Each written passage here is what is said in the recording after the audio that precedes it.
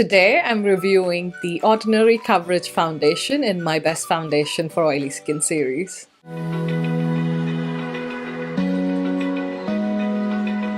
Hey guys, this is Sneha here at Beautylashes19, and on my channel I do foundation reviews just like this one, so if that's something that interests you, please consider subscribing to my channel. Today I'm reviewing yet another foundation in my Best Foundation for Oily Skin series, and it is the very affordable foundation from The Ordinary called the Coverage Foundation.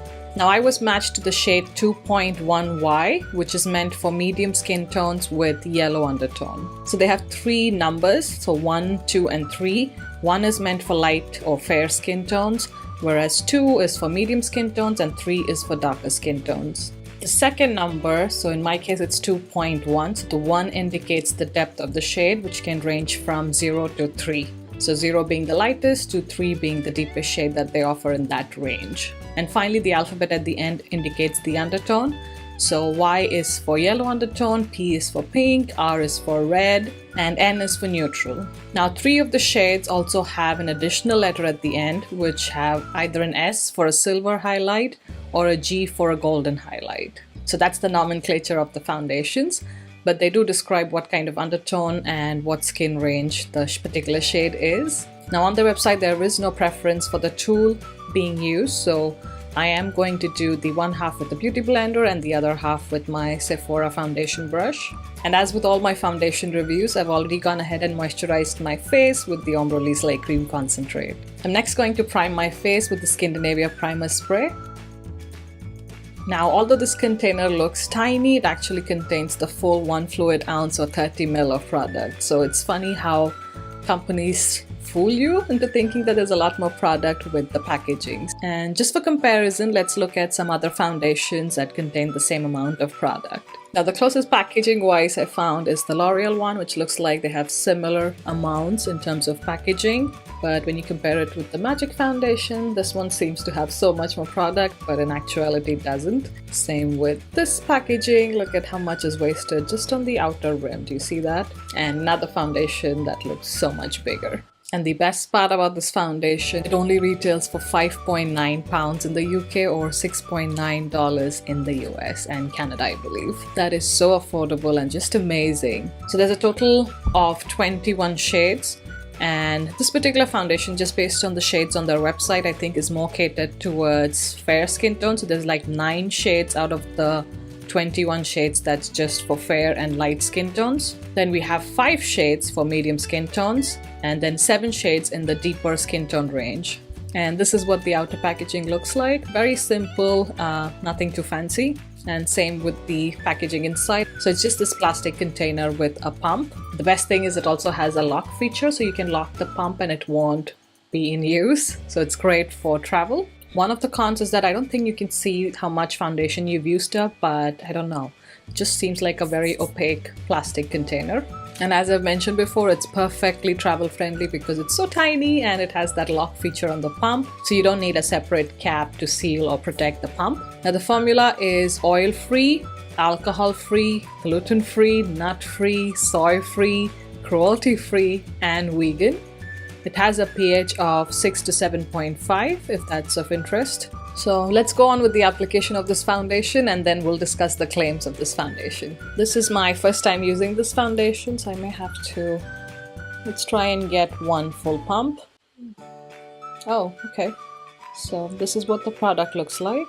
It's quite thick, it's not very runny formula. So let's start with the brush side. Just going to dot this foundation on my face. I do have a nice acne today, so let's see how full coverage this foundation really is.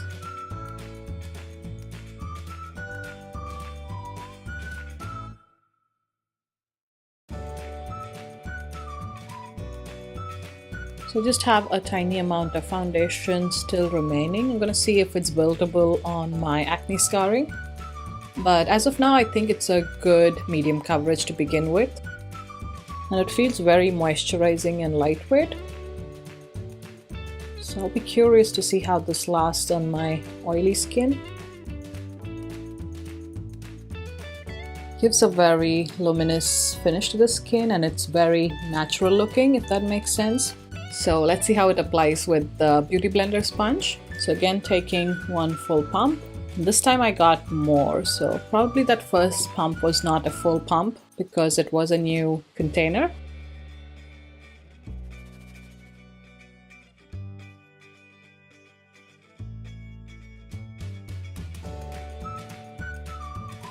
That actually looks quite good. Just going to layer up some more on my scarring. It truly does feel like a very lightweight moisturizer. The texture of this foundation. Do you think it's building quite well despite it being a very fluid formula and the fact that I'm using a damp Beauty Blender sponge? So since I got a lot more product this time, I think I'm gonna go back and add some more on this half of my face. Maybe with my finger to see if it's still buildable. Yeah, so I think with this foundation you can go either way. You can use your finger, you can use a damp Beauty Blender sponge, or you could use a brush. Do you guys see how that's covering up all my problem areas? It still doesn't feel thick or uncomfortable on the skin. I don't know if you're gonna see any, because it's such a raised bump. I don't think I'm gonna get much use out of layering it right there. Definitely a buildable foundation.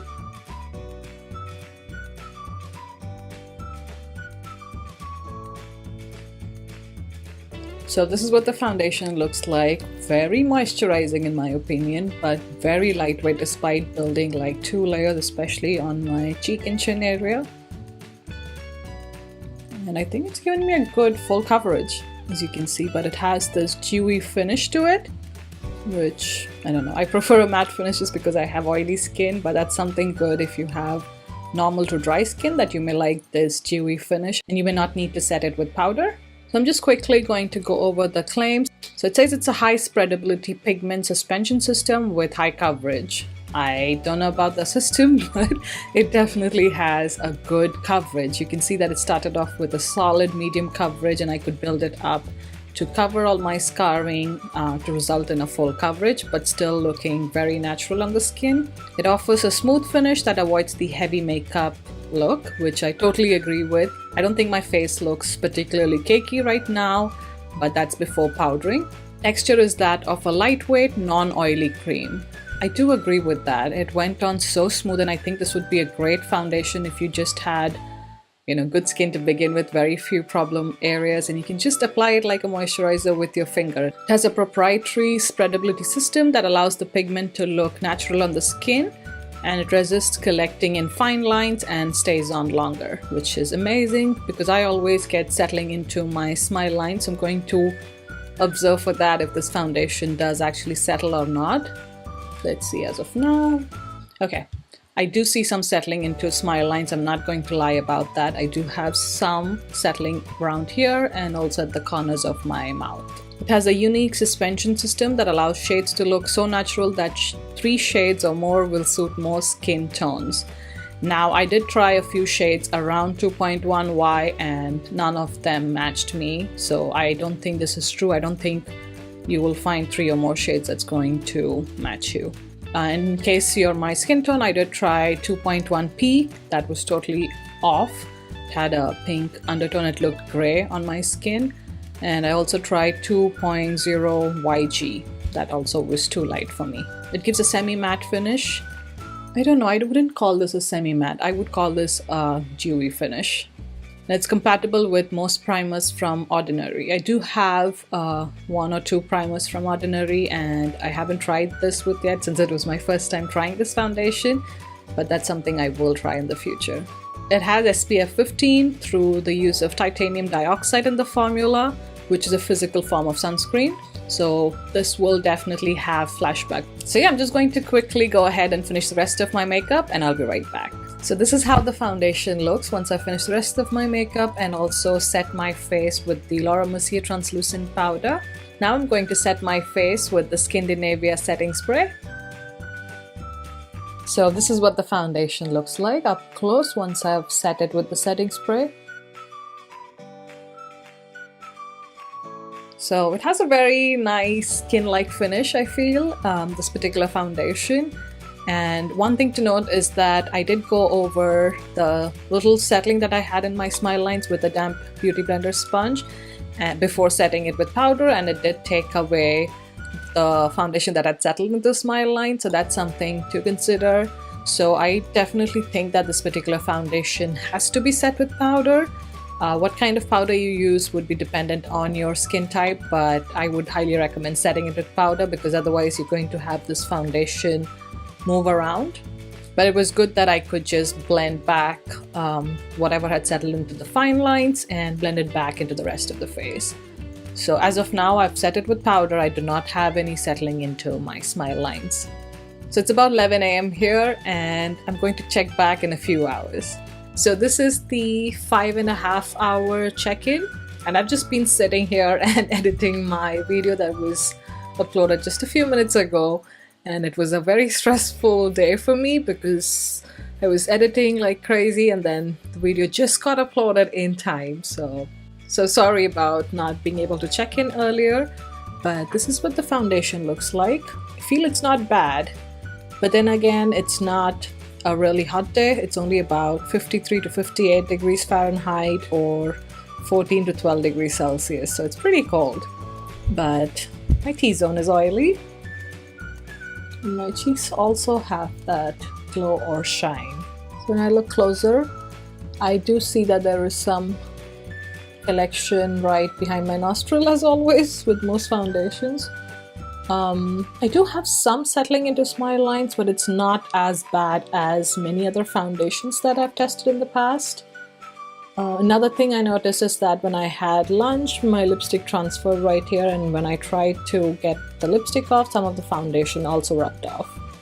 The only part on my face that's still, with a true matte finish is possibly this area and right under my eyes where I baked, but everywhere else is either oily or a little bit shiny or glowy. So I am going to blot at this stage because I do have to take my dog out for a walk in a bit. And I'm using my blotting papers from Primark. These are the really thin ones. Let's start with the forehead.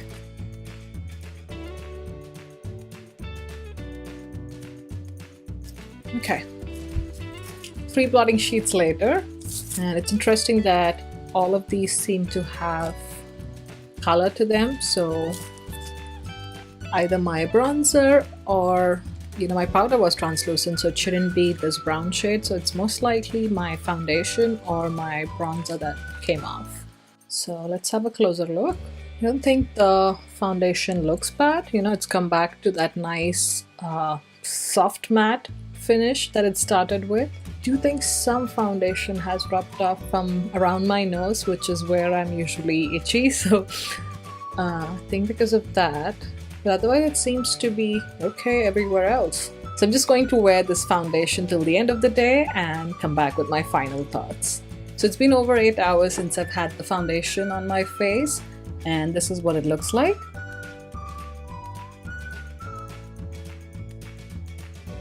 I think it looks pretty decent considering it's less than 6 pounds, and it did not claim to control the oils, and it hasn't.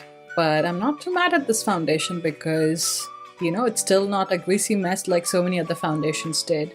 Granted, it's not a hot day, it's pretty cold and chilly, but I did go out for a 30-minute walk, and, since blotting the last time, it's been, I would say, 2.5 hours. Yeah, my face is pretty decent. I don't need to blot at this stage. I could just continue wearing this foundation for at least another couple of hours. I am curious to see how this will fare in summer months, and especially under other primers, so that's something I'm going to be testing later on.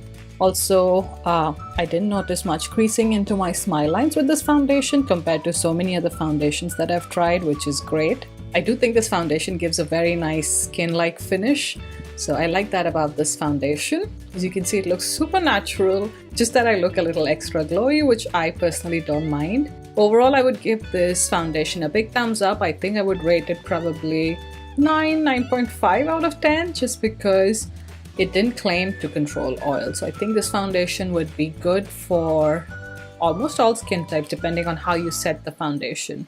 So I'm very impressed with this foundation overall. A great inexpensive option, so go check it out, guys. So I hope this foundation review was helpful for you guys, and I'll see you in my next one. Bye!